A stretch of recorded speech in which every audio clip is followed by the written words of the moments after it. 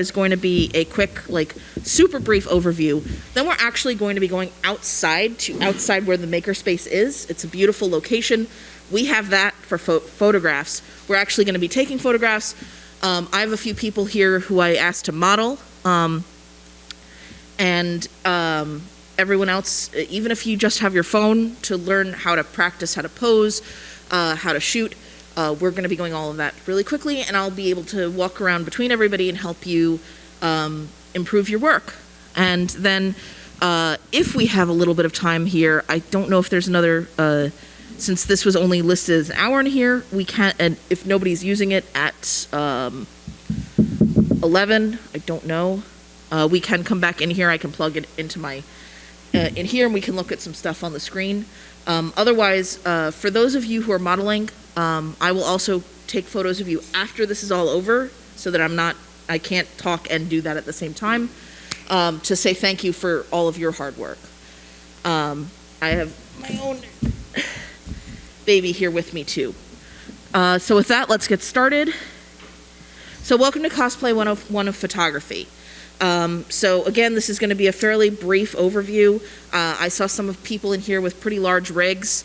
I think this first half might still actually hold some value for you, because I'm going to be talking specifically like how to, from both the cosplayer and the photographer side, how to handle consent and those sorts of things. So even if you're a regular photographer who's dipping your toe into cosplay photography for the first time, that stuff might still be useful to you.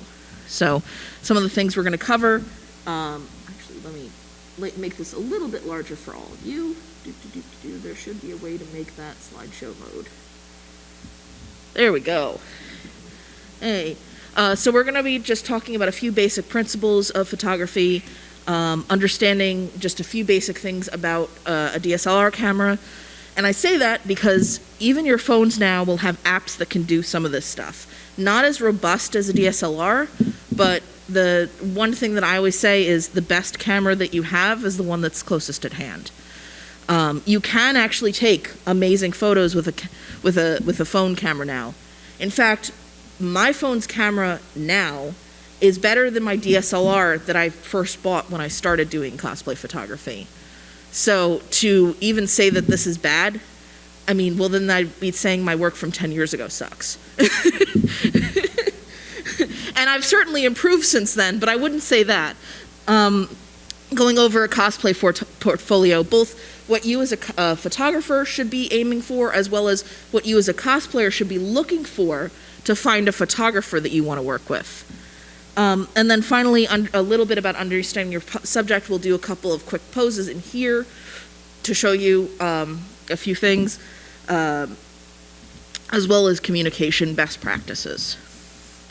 Also, if I'm ever talking too fast, I can see shapes and colors from that distance. As I said before, and you might have seen my cane, I am actually legally blind. I cannot see more than about 10 feet away. So if you are further back in the room, basically if you're any further back than the second row, feel free to yell to stop me, because I'll see movement, but I'm like, are they actually raising their hand? I don't want to assume. Just feel free to cut me off. If I'm talking too fast, if I'm too quiet, anything like that, feel free to just shout out. Okay, so who owns the photo? By law in the United States, unless stated otherwise, the photographer owns all rights to your photography. This is very important because what you can and can't do with it is going to be determined by a contract. If someone is just taking a snap of you in the hallway, that's one thing. But if you're doing a photo shoot with anybody, doesn't matter if it's on the grounds, off the grounds, somewhere else, not in a con, technically the photographer owns all those photos and owns all those rights. You can't sell those, you can't edit those in any way without any prior consent. So if you want to do anything with those photos, if you want to add effects, if you want to sell your photos on prints, you need to negotiate that beforehand. Because the minute they start snapping photos, they're the artist, not you the cosplayer. They own those rights. And can you take good photos with a phone camera? Absolutely. As I mentioned before, the best camera that you have is the one that's on hand.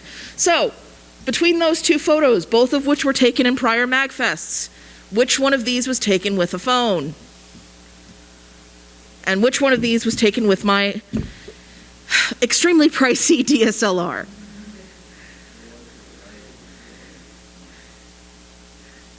They were both taken with my phone. Because I had my camera bag back in my room and I wanted a good photo. So anybody who says I can't take good photos with my phone, you absolutely can. There are absolutely certain advantages to taking with a good high-end DSLR, and I'll get into some of those. But even now, there's a lot of phone apps you can use to at least help you get on that way. So we're also going to do a year of photography in 5 minutes. Like I said, we're doing a little bit of everything, a little overview here. So rule of thirds. This is obviously something you can break once you start understanding composition. Some of you here, especially if you're cosplayers, you at least know, art, composition, style of your costumes. But if you break a photo down into thirds like this, top half, middle half, bottom half, and then same with left and right, a very good way to add a little bit more action to your shot rather than just standing still or sitting down is to try and make sure that key points in your photo are at those key points that you see in this invisible line.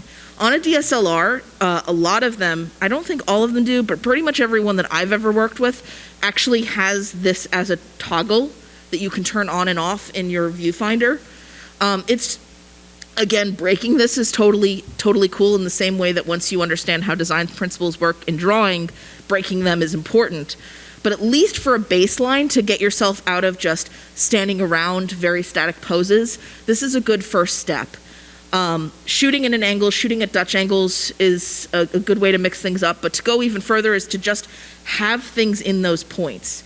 Even if you're standing still, maybe having a prop in that lower left-hand corner or holding something out like a sword, that can really help make your photo have a little bit more focus and visual acuity.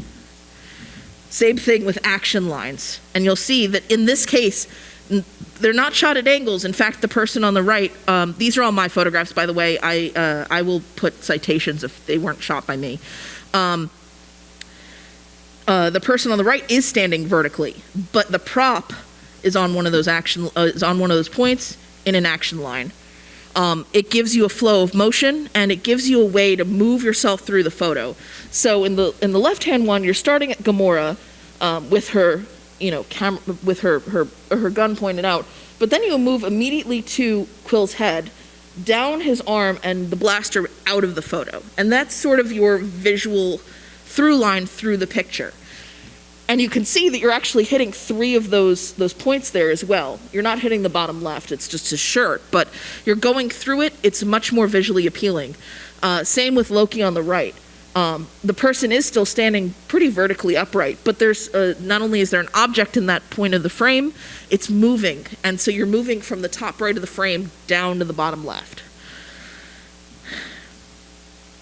So I'm sure a lot of you have heard of the word golden hour. Who here knows what it is? Feel free to shout.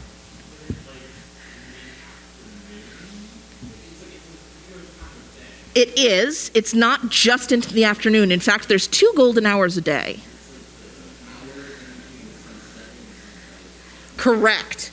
So the reason why photographers like it a lot is that it's still bright enough that you don't have to start working with some funky things on your phone or your camera.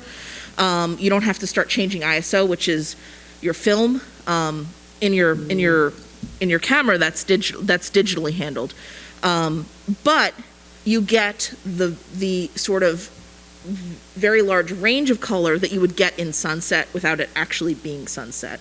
You get a literal golden glow, and you can see the difference between the 2 photos. The one on the right was taken in golden hour, same cosplayer, basically same location, just slightly pulled back. That was taken about 20 minutes before golden hour started. You can see that the colors are a lot flatter.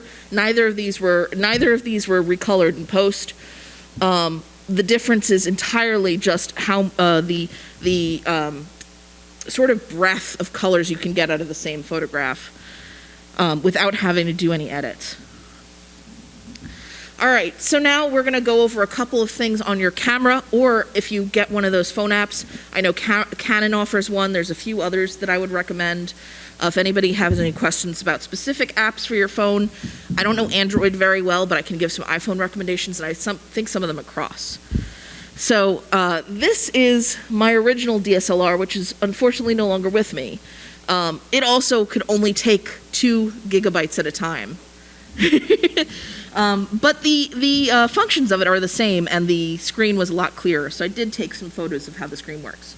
So, first off is what the F means when you see that when you're taking a photo. That's your f-stop, and that is your aperture or depth of field. So this is an interesting case where if you lower the number, the more in focus one object is at the cost of everything else. If you've ever seen a photo where like someone's holding out a flower, the flower is in super focus, but the hand is all blurry, that's a really low f-stop. Certain artistic photos, you may want to do that if you're showing off a prop, if you're trying to show off a specific piece of your costume. If you're showing off somebody's face at the cost of everything else, try to stick to a low f-stop. Conversely, raising your f-stop makes everything clear. Now, why wouldn't you want that all the time? You could always just do that and then blur it out in Photoshop later. Well, because if you lower your f-stop, you can take faster photos.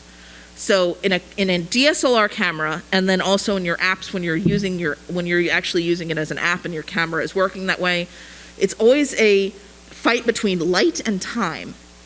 The shorter your shutter speed, aka the faster you take the photo, the lower your aperture has to be. You can compensate for that by having more light, and then that takes care of the light aspect. Then you can raise your f-stop to a higher number and still have a fast shutter speed. But if you're working in lower light conditions, like an indoor shoot, you're going to be fighting between those two if you don't have an external source of light.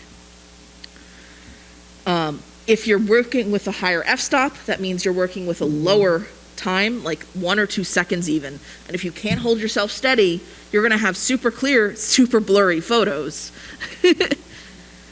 So there's your difference between an f-stop 4 and an f-stop 13. You'll see with the 4, everything is blurry except for the tree that's in the foreground. I wanted to focus on the natural aspect here. And a 13, everything's just in focus, even though that this is kind of a cloudy day. I had to use a tripod. So on the other hand, you have your ISO. That is, where is that listed? It's directly listed next to the f-stop on this photo. That is the actual film that your camera is using. On a film camera, you're physically putting in a different roll of film. In one of these, you can set that digitally. The higher the number, God, I'm trying to think of the best way to explain this. Basically, if it's high light, you want a low number. If it's low lighting, you want a high number. But the trade-off there is the graininess of the photo. So if you're taking an indoor photo with 1600, it's going to be kind of grainy.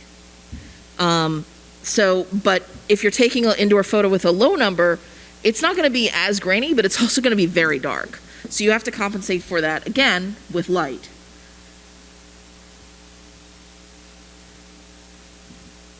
And I explained it in the next panel. Of course I did. Thirdly, and the last thing we're going to talk about with cameras, is your shutter speed. Again, I said it's a fight between light and time. There's my shutter speed in the far left corner, that 0.3. That is extremely slow. If you don't have a tripod, you're going to get a blurry photo on that shutter speed, because that's 1/3 of a second. Try to hold yourself still for 1/3 of a second and actually genuinely hold yourself still. You physically can't, your muscles will start moving. So if I wanted a very, very high f-stop of like 30, and my camera was telling me, well, then you need a shutter speed of 0.03, I need a tripod. That would be something you'd be shooting for like nighttime or stars. Typically, I would say 1/20th or higher than that is a safe shutter speed if you're holding your camera. If you're really good, you might be able to do 1/10. I wouldn't go any slower than that. And you'll see exactly here. This was taken at 3.5, an eighth of a second, and it's super blurry. Let's talk about your portfolio from both the perspective of the photographer and, I'll wait for that to finish. What is that noise? Are they doing construction here? Okay, then I'll just talk over it. For both the photographer side of things as well as the cosplayers, this is a big thing I look for because not only am I a photographer, I'm a cosplayer too. A couple of these photos, you might have recognized my own face. I can take some self-portraits. I will not book a photographer if I don't see a wide breadth of experience from that point of view, because I am plus size. I'm also albino. That's where my eye condition comes from. So I wash everything out. If I can't see that the photographer can handle not just plus size people, but also people of color, men, and people of unusual stature, I will not book them. Full stop. And I know a lot of other cosplayers here feel the same way. Most people are not white and skinny and female. In fact, that is the minority of the population. 50% of our population is male. I think, what are we up to now? Like 30 to 40% of our population is plus size, if not more. If that is not in a photographer's portfolio, and I can't see myself represented in that portfolio, I cannot in good conscience book that photographer because I have no idea if they can shoot someone who's plus size or someone who is extremely pale. So these are my own photos. I practice what I preach. If I ever feel like I'm lacking, if I'm like, hey, I want to be able to offer my shoots at night, I shoot at night for free. It's called TFP. That's trade for prints. In that case, I am asking a cosplayer, me going to them, saying, hey, I want to shoot you under these specific conditions, or I want to shoot you wearing this specific costume. That's what I'm getting out of it. What they're getting out of it is free photos. And that's how I'm able to get some additional things in my portfolio that I otherwise wouldn't have had. It is always your imperative to practice. You say, if a photographer will only take paid shoots, that's also a huge red flag for me. I'm not saying always take free shoots either, but if you don't show me that you have this breadth of portfolio right off the bat, I will never book you. And cosplayers, that is something you should look for as well. Even if you are a thinner, white, feminine person, if that's all you see in a photographer's portfolio, you should run the other way, because that means that person doesn't know how to shoot anything else. Yeah. It's either called trade for prints or time for prints. That's TFP. And a cosplayer should never ask for that. That is a photographer reaching out to somebody. I'm a member of a bunch of modeling groups back in my home city of Philadelphia, not cosplay specific, just photographers and modelers looking to meet up, and we do this all the time. I also do fashion photography as well as nature photography. Obviously with nature photography, I don't have to turn to a flower and say, hey, can I work with you for 30 minutes?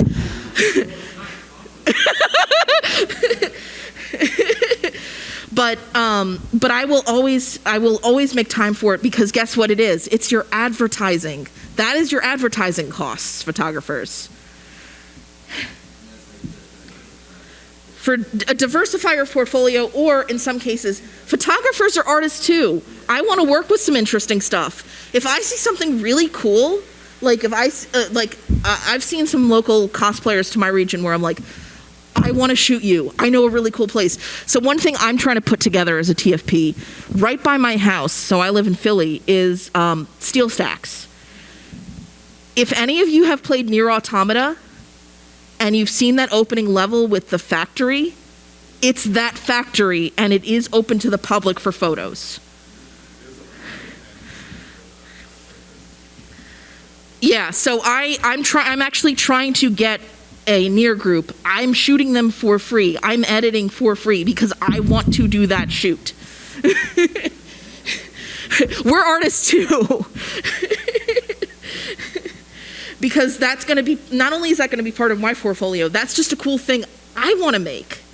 Like, cosplayers out here who make your own costumes, you're doing it because you love the character, or you love the design, or you just want to try a new skill that you've never tried before.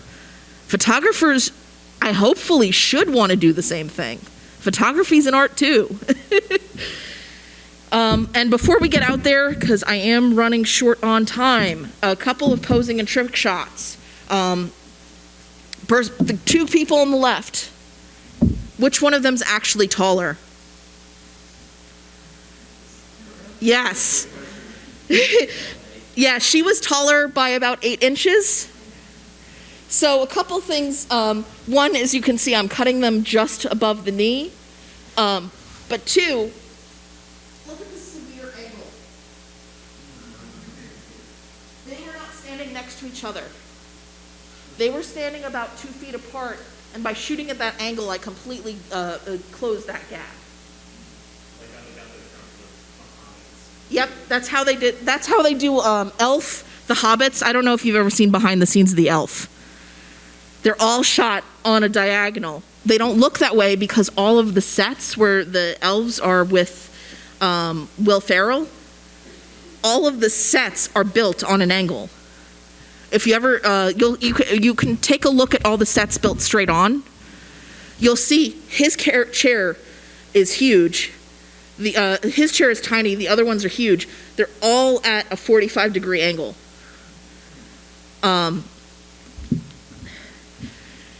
Also with swords or anything long, like I'm going to be Ignis tomorrow because I have a blind cane and it's hilarious. If any of you know Final Fantasy 15, I was like, you know what, I might as well do this character. He's actually blind. Being able to pose with anything long, you can add some action with that low f-stop, focusing on the character behind you. You can create a really nice blur on the swords. Shooting and posing larger cosplayers, I'll show you guys that outside when we actually move outside. But the short answer is, everyone has a double chin, everyone has fat, everyone has skin. That's the part of being human. You got to work around that. And being able to shoot someone who's larger, I'm going to take a sip of water so I can take my mask off. And also show you at the same time.